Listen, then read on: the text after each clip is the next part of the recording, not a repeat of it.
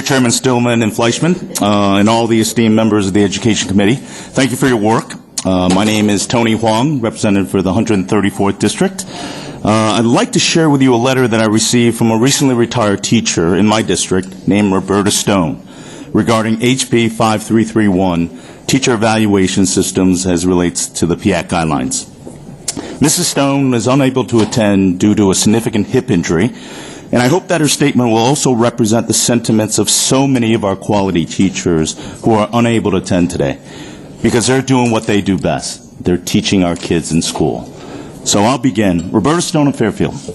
When I was first introduced to the new teacher evaluation form about 4 years ago, my principal rolled it out as a help document for teachers to improve what they felt were weaknesses in their practices. For instance, if I felt that my classroom management needed improvement, then I would ask my evaluating administrator focused on that aspect of the evaluation when observing me. At the time, it felt like I was going to work with my evaluators to improve a weakness so as to make me a more effective teacher on a whole. 4 years later, in my retirement from teaching, this 12-page evaluation has become a subjective swashbuckling sword used to cut apart an educator with a stroke of a pen. If an administrator, for some random reason, doesn't like a teacher, this document can be used as a conduit to his or her dismissal and defeat the original purpose of improving a weakness where a teacher may be struggling. Case in point, I know of a gifted teacher who has been teaching for over 14 years now with solid and positive evaluations in her records, who is now in the danger of being dismissed because of the new evaluation system in place.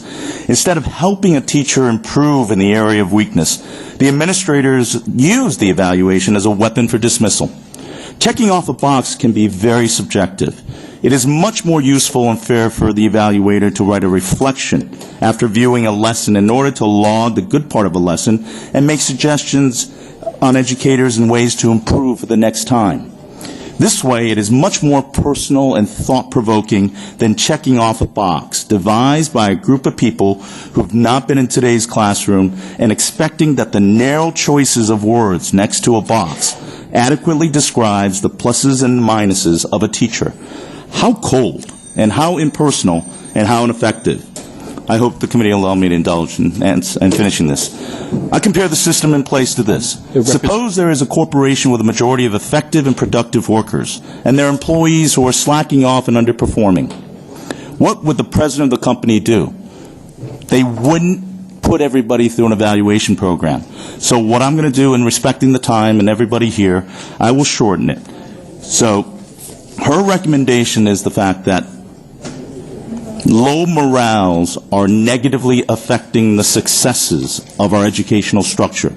Teachers' morale in this state is at an all-time low due to a subjective and unfair evaluation system. My suggestion is that this problem would be for evaluators to go back and write lengthy, engaged, explicit and thoughtful evaluations based not only on a set of generic educational skill sets that all teachers must master, but also comment on practices related to the specific area of expertise. This process makes sense to me.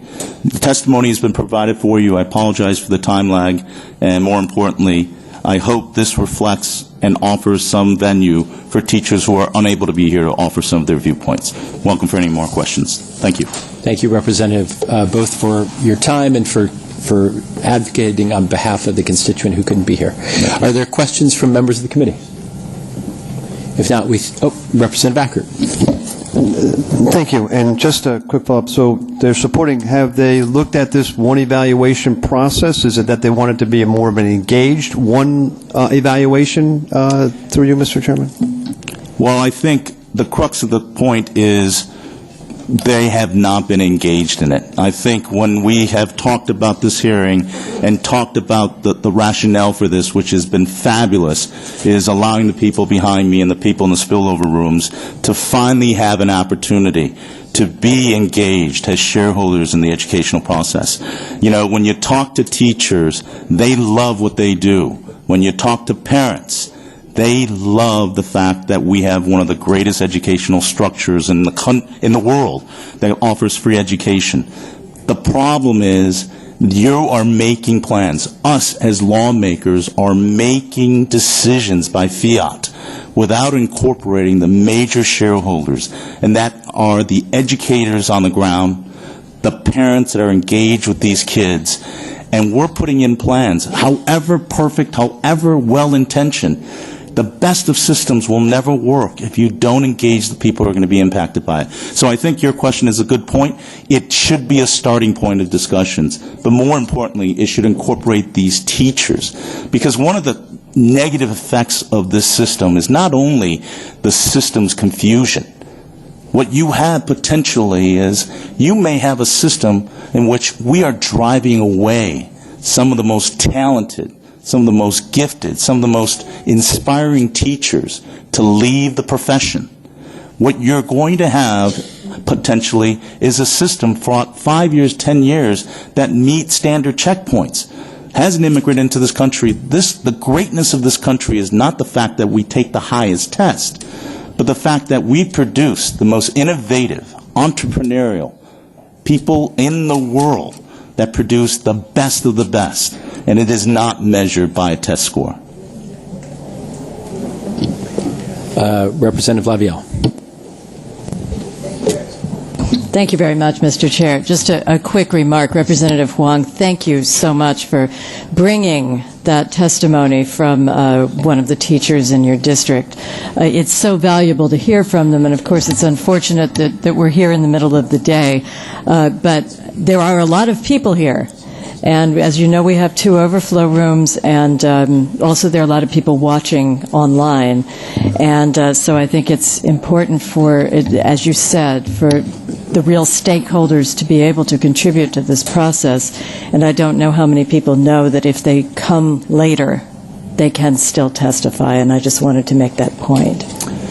Thank you for that point, and it does show, and it is a powerful statement, that people can have a say in the legislative democratic process. But it is inconvenient. The fact of the matter is I've heard from so many of the teachers that have written in testimony, but the fact of the matter is they can't come up here.